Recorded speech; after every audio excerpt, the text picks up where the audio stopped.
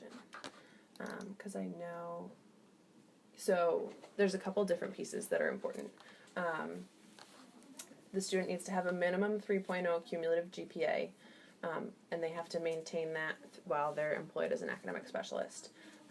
And then they need to have at least an A or a B in the area that they're tutoring in all of the courses. So if I wanted to be a math tutor, I would have to have A's or B's in all of the math courses that I've taken, so that I can, show that I'm proficient in all of those areas. And they have to have a 2.0? 3.0. Oh, 3.0. Yes.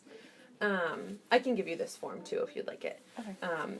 And then they need recommendations from faculty or the department chair from the department that they're going to be tutoring in, just so that we can, make sure that there's someone that some of the other professional staff feel are qualified and able to help with all the different pieces that they might run into. And then just, the ability to kind of work with other students and understand other students, offer a different perspective, work through some different problems, things like that. And to have different study skills and habits. So the tutors always can refer students to come see me for study skills and study strategies, but if it's something that is fixable in one, quick spiel about this is the best way to study for psychology, then we like for them to have that to be able to make those references and things.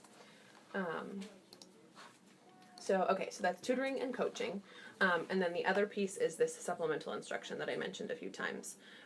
So that is tied into, is it on here? No. Okay, and this is old, so we need to update this. So it's 107, 122, and 150. And so supplemental instruction means that there's a student who has already taken and done well in that class, that is placed back kind of into that class. They're not taking it again. They're not doing the tests or the homework or anything like that.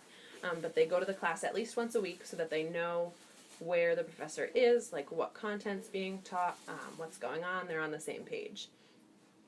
Then they're spending time outside of that class here in the office, where they're hosting 2-hour-long review type study group sessions where they're going to organize different activities and kind of lesson type things, not necessarily lessons, but a study group essentially, where the person has already done this, knows it, understands it, can explain it to others, and then can help to, it's like a study group on steroids. That's how we've described it in the past.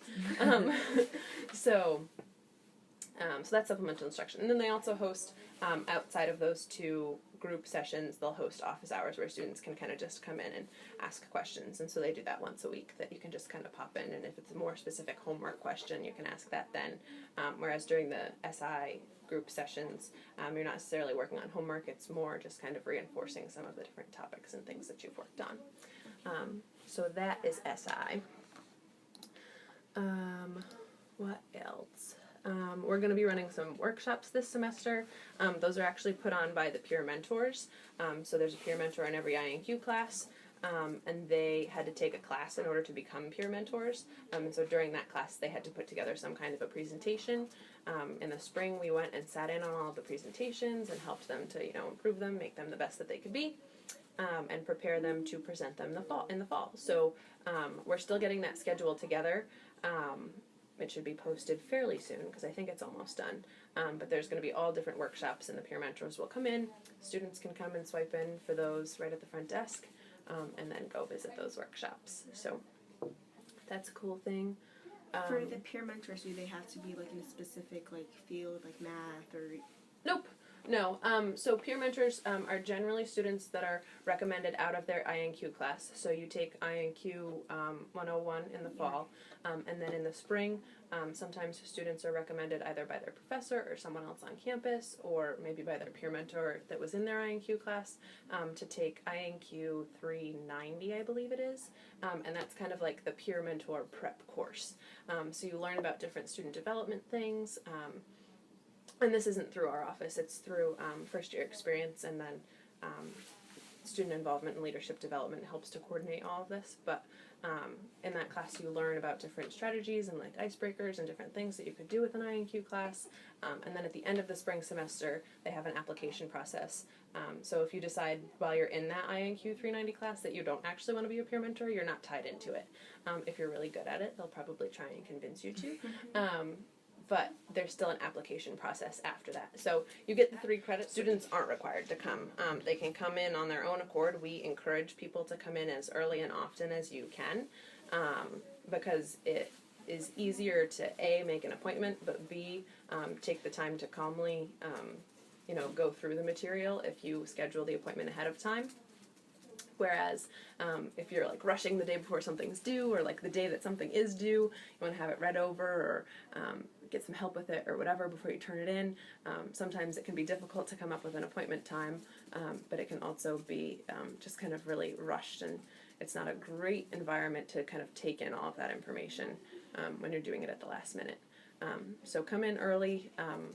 You don't have to be confused to come in. You could just maybe want some clarification on things. Make sure that you're understanding it the right way. And so that's for tutoring. For supplemental instruction, students are not required to come in, and professors won't know whether or not you've come in. We don't send a report to them, so it doesn't impact your grade at all in that way. It should only be impacting your grade in the effect that it's helping you to do better. So it's not that, like, if you come in, your professor's going to know and they're automatically going to give you an A because they know that you tried really hard. It's supposed to just be that you're trying another method for which to understand the information, so you're going to do better by default. And then for the academic coaching, this semester we do have a couple of populations that are required to come in. And so I work with a lot of students that are on academic probation, but you don't have to be on probation to come in. I work with all sorts of students, and we can meet anywhere from 1 to 2 times to every other week. And so that's the only place where we actually have some people that are required to come in, and some of it's for like Greek life. I've worked with some different athletes that their coaches have required them to come in, again with students who are on probation and warning, things like that. Their advisors might recommend that they come in. I work with a lot of students that had to file satisfactory academic progress appeals. So if they were on probation and then they were at risk of losing their financial aid, they had to file an appeal. Sometimes the part of the agreement is that they have to come in for academic coaching for the next semester so that they'll be granted aid again. So that's a thing. You can lose financial aid. That's scary. And what's that called again? It's a SAP appeal. So satisfactory academic progress. Yeah, I do. I think that a lot of students who use it the right way see really good results. And sometimes they continue to come back because you don't have to be failing a class to come back. You can have a B or an A and just want to have like a better A or B, or like a better understanding of the content. So we see a lot of students that already have really high grades and things, and just want to do better. And then we haven't run, so this is just our second year being open. We opened last fall. The spring was the first semester that we did supplemental instruction, so we're still working on kind of like figuring out all of that data and getting like real concrete numbers that show that there's a correlation between, students who came in a certain number of times and like what their grades turned out to be. But for supplemental instruction, we already have some of that, and it was pretty effective. It's supposed to, visiting for I think 6 to 10 supplemental instruction sessions is supposed to help boost your grade, like a letter and a half, and so, or a grade point and a half or something like that. And we saw that happen with a lot of the sections of that. There are obviously some outliers. We had a couple students who thought that supplemental instruction was in place of going to class, which it's not. You still need to go to class. It's helpful to also come to supplemental instruction, but it's not a substitute for that. And so that's where we saw a couple little outliers that like they were coming here all the time, but then they weren't doing well in class, and it's because they weren't going. So we're working to make sure that students really understand how that piece works. But we've had pretty good results. We've had lots of students coming back that are like really happy with the services that they've gotten here. But we're also constantly trying to improve the things that we have that we can offer to students. Okay. Yeah. Okay. What are the overall expectations for all students here at SCSU, like with the office and how they're impacted? So I think, do you mean like how to use the office? I tried to put two questions together. So, Okay. what impact do you feel the resource has for the campus, and what Okay. is the office's overall expectations of the students here? Okay, so the impact I think that we have on the campus is that we're trying to create more of a culture that it's not like a bad thing to get help or to come and visit us, and again that you don't have to be failing to come and see us. So we wanted just to make it a thing that people are more comfortable with.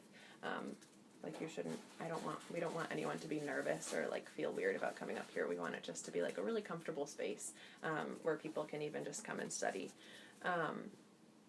So that's, I think, one of the goals that we have for our impact. And then the other piece were expectations.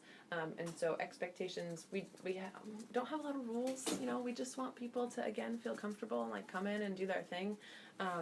But in order to help students the best, we need students to help us.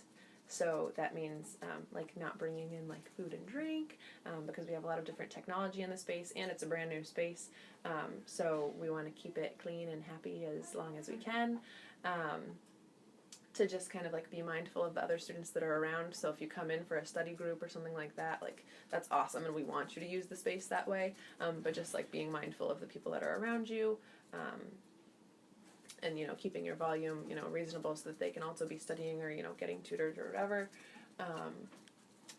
We do have a couple policies about tutoring appointments just because, especially last year with the math, and that's not necessarily a problem now with the drop-ins, but we would have it so that even though appointments are available 2 weeks in advance, you would go on to try and find a math appointment and you couldn't get one for 2 weeks because it was so full.